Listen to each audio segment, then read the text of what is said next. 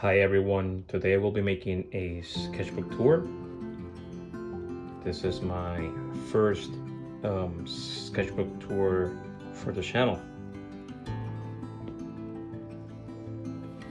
So this sketchbook here, I mostly used it as a diary. So let's see it. So this sticker here, I bought it on the gas station while we were traveling to Orlando. I really liked it, the design and the style. Let's see what is inside. So here on my first page, I drew myself here with a flounder that I caught. This is a drawing from a picture. And I put here the beginning and the end. When I started, I went and finished the sketchbook. As you can see, there's some things in Spanish. You'll find some things in English because, well, I am a Spanglish speaker. Here on my first entry, what I have is what I ate that night. It was like a rocky road with bananas, and here, as you can see, in black and white, on line work only, it's like spaghetti and meatballs. And I have here some bananas and candies, and this is the way I put the date on this month, day, and year. And on this page I have a surimi salad. This is a recipe that I found online, how to make surimi salad tacos. I even put this, not everything has to be colorful. This is a bad work day where I was working and I couldn't figure out the drywall measurements on the ceiling. It was pretty frustrating. And here I put at the end of the day, once I figured out how well I felt. Sometimes I put in poems, I do sketches of my wife and make some poems. Just put them right here. I use this sketchbook for my feelings, what I'm seeing, what I ate. It's technically a diary. This is a day that I ate, pistachios and coffee and a tomato that I harvest from my plants. Here, how I was feeling. I was feeling lonely at the time. Not because I don't have family, just because my friends are pretty far. The date here, this little symbols are symbols from the Taino culture, which I am descendant. And right here, this is a travel to Orlando that we did, and we went to Buc-ee's and we went to Disney Springs with the kids, and we had a lot of fun. And drew here the Buc-ee's logo, and this is like the water tower, House of Blues, and Disney Springs. Sometimes here's like, I just go to a park. I try to have this sketchbook with me all the time. So I was on a park and I see these oak trees, and this was done with a ball pen.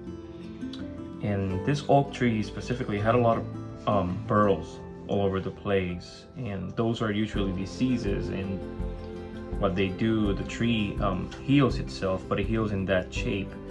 And actually that wood is a really nice wood to work. It's a hardwood, and traditionally that kind of wood would use to make pipes, smoking pipes. And this page right here, I was testing different pens, and each of these pens is drawn using the same pen. Like this ball pen was drawn with the ball pen. This Tombow Fudenosuke pen was drawn with the Fudenosuke, and all the other ones the same. And I do this to see the line width and how they look, and I test them with a little bit of water if they're water resistant or not, and I take notes of everything, which ones I like the most, etc.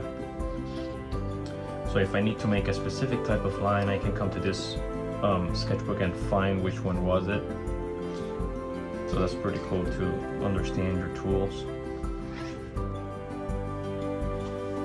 This is another poem, and I drew this old man that I found in a Pinterest picture, and it's about when I get old. I'm not gonna be old at all, just because in my soul I'm still a kid. That's the poem about. This page, as you can see, is me just testing some watercolor and ink techniques and the colors that I use to make all this right here. And this flower is actually from the book Watercolor in Nature. Was written by Rosalie Hazlett. She's a great nature illustrator. If you can check her out on her Instagram, you will see all of her work is amazing. Here's my dog Coco. This dog's my bestie. Like I said, sometimes I have English parts, sometimes I have like Spanish and English together, which is pretty crazy. Is a little dog here sleeping on my bed. He's a Saint Bernard, so he technically goes across the whole mattress. And here, so I do traditional indigenous pottery from our Taino people. And these are drawings explaining the process, the coil method of how to build a pot. So you start making little coils one on top of the other, then you soften them and scrape them. I usually do like half of the pot first, and then I keep going and do the rest of it and shape it this way. And the last thing you do is the design, and you wait for it to dry a little bit, and then you polish the whole surface with a super shiny stone. And after that you wait at least like a week until it's completely dry, and you can burn it in an open fire like our indigenous people did for thousands of years. Here is another indigenous clay figure. This piece is on the National Museum of the American Indian in New York. So we went there, visited that museum. That's pretty amazing. And I saw this pottery piece there, and I made a watercolor painting of it.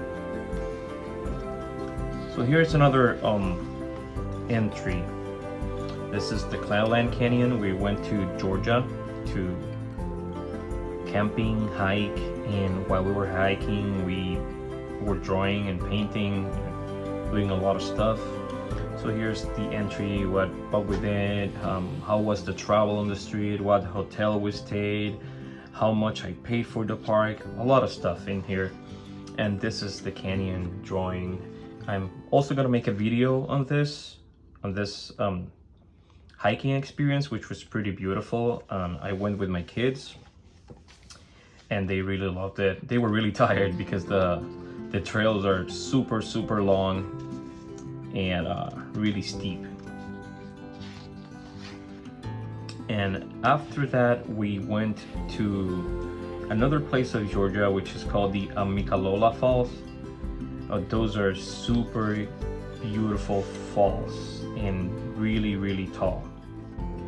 And here's like the park ticket. I just tape it in here just to remind me of that day.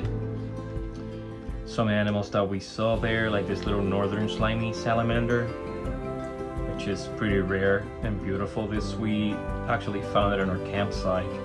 We were moving pieces of wood to burn on our fire pit, and she was below one of them. So cool things I saw. So this is the Cloudland Canyon and Amicalola Falls both together, and this land snail, crayfish, these plants here. And we found in our campsite, we found this stick bog, which was pretty cool.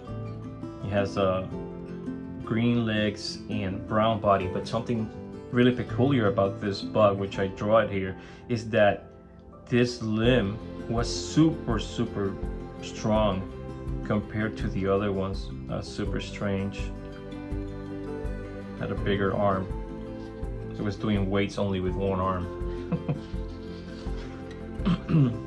Here are some tree studies that I was doing. These two were painted in another park that we went. It's called Rum Island. It's a really nice place here in Florida, and they have like a river, springs. It's really nice. These are from Pinterest. I saw these two trees on Pinterest and I just painted them. These are made with pencil and watercolor, both of them.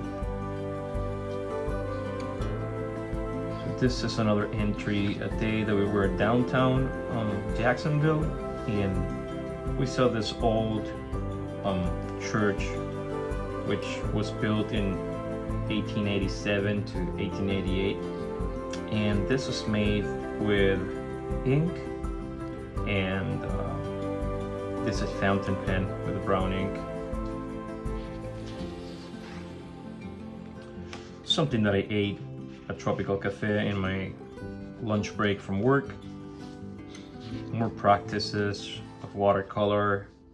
So here are the colors that I use and the techniques. I usually put like little notes on the techniques that I was using. More practices right here, watercolor practice. This one has a little bit of that brown fountain pen. These are only pencil and watercolor. I even take notes of objects that I have in my house, like this knife. This knife is a Japanese knife that I have here at home, and I love to, you know, cook with it, cut veggies with it. It's super amazing. Actually, I found it on a Salvation Army store. It's a traditional Japanese knife, which is pretty nice. These are more practices. In these pages, I just made squares with little prompts like rabbit, portrait, cup, and I started to fill this in. Some of these are pencil watercolor, like this one's. This is just black ink. This was ball pen. Here, this is another city park that we went. It's called Crazy Creek Preserve in Jacksonville. It's a pretty cool place. So this whole area was a little bit dry at the time, but when this is flooded, it will cover the whole grass. Again, some lava and two different techniques. Watercolor, this is wet on wet technique, and this is watercolor with ink. Some plants that I found, so I searched the name of them. You know, I take a picture, I put it on Google, and I check which kind of plant it is, and it tells me the scientific name and everything. Crazy drawing. This is another thing from my house, and it is a mirror that we have, which is like a vintage style mirror, and I put here reflect. It's reflecting on myself. Again, this is one of the mountains in Georgia, and I drew it just like with a uniball Japanese pen. This is a workbench that I built because I also do woodworking with hand tools. So this is a bench that I built, and here I put some info. And it says that I built this with my son, so I try to record everything that I do with my kids, because I think it's important in the future. If they see this sketchbooks, they will remember things that we did together. Again, some nopal. It's just cactus, a desert. Coffee that I tried, which I didn't like. Some churches that we visited on Jacksonville downtown. These are some little mushrooms that we have found on nature here. Some of these are edible, some of these are not. But it's pretty cool, like recording all these things. Like this is from the bolete family, which is an edible mushroom, but this variety is a little bit bitter. Here, this is a lion's mane, which was only a baby. It was pretty small, so we left it. And we have found some chanterelles here in nature, so there's quite a bit of edible mushrooms in this area. Here again, more of the edible mushroom. This is a chanterelle. This was done with ball pen and watercolor. A coffee that I love in one of the houses mugs. We have this mug right here in the house. Some things that I have on the fridge, which sometimes you don't find things to draw. Just open the fridge, get something, get a veggie, get a fruit or whatever, and draw it. My favorite food, which is pizza. And this, I went fishing with my son and we catch a lot of American eels, and we threw them back to the water because these are suffering a decline on their population because overexploitation. So we threw them back. And this is just a skull practice that I did. This is from my mind. I didn't saw any images or anything to do it. So this is a watercolor painting with pencil, and the color that you see here is sepia color. And these are Winsor & Newton brand. Some places that we go to eat. So we went to this place, Iso Ramen here in Jacksonville. It's a great boba place, but also they do excellent Japanese ramen there. Oof, they're super good. And we love this place, so this is good. I take notes. This is the first time that we went there and we loved it, so we've been there like probably 10-12 times now because we love it. There's a pottery piece from the Taino people that is here in Florida in one of the university museums, and we made a replica of it, my son and I took notes of that right here. And this is the design that I had on the side, incisions. And this is a trip that I did for work from Jacksonville to Miami, so it wasn't too far. But I had my sketchbook with me and I started taking notes of what I was seeing when I was looking through the window of the airport. This is what I was seeing over there. My hand and a little bit of an espresso shot that I was drinking. And this is the actual coffee markings from my little cup. I put it here and I have some coffee markings right there. This is a person that was there sitting, talking with his wife and eating stuff. Again, this is part of the airport. And it was, I grabbed a donut, some more coffee from Dunkin', which is not my favorite, but that's the cheapest, biggest option that we had over there. And right here, after this, I had 2 days after going in the airplane, I had a vertigo episode. Seems like my ears got hurt by the pressure on the airplane or something. And that day I was eating some of these honey mustard and onion Snyder's pretzel pieces. These are really good. And this is a cool exercise. So you start with a pear or an apple and you draw the full pear, and then you bite it and you draw it, and you keep each bite, you just keep drawing it and turning it around until you have only the center of it. It's a pretty cool exercise to do. Teach you a lot of perspective and how to do textures and shades and stuff. In this case, I only used a uniball pen for this. This is a raven. This is one of my favorite birds. Especially I love how they sing or scream, because they look like they're screaming, and I love that kind of a horror movie kind of a scream. I love it. And here is a place that's called Famous Amos near my house, and I went and grabbed breakfast, and these are the meds that were given to me for the vertigo. Again, more places to eat. This is Taco Bella, which is just like a food truck, a Mexican food truck, and I draw what I ate here.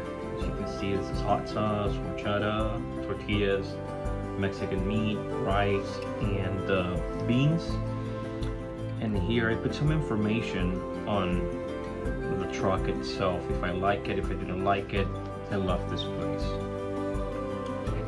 This here is a hat that my family brought me from Milwaukee because they were there having a vacation, and they brought this to me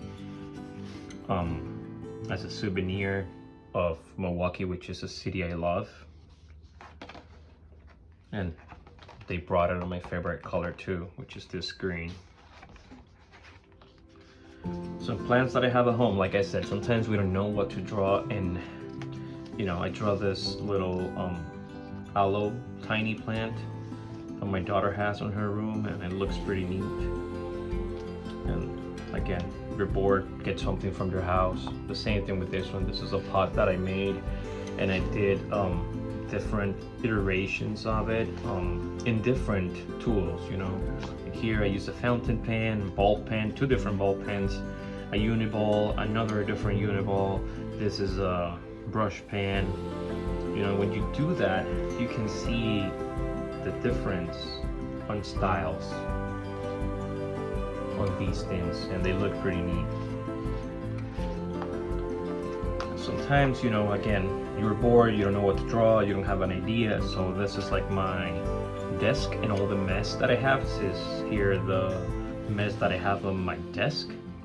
So this is the TV, the computer, the mouse, the printer, a lot of paperwork that I have, a little teddy bear that my son gave me as a present, you know, a sock on the floor.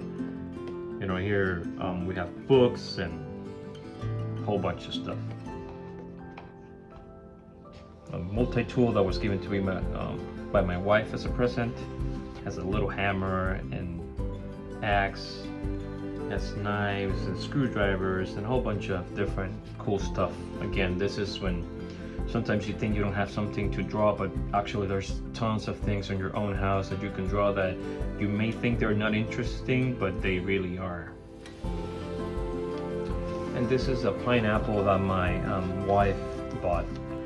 So I draw the whole pineapple looking at it, and this is a ballpoint pen with a uniball pen with watercolor on top.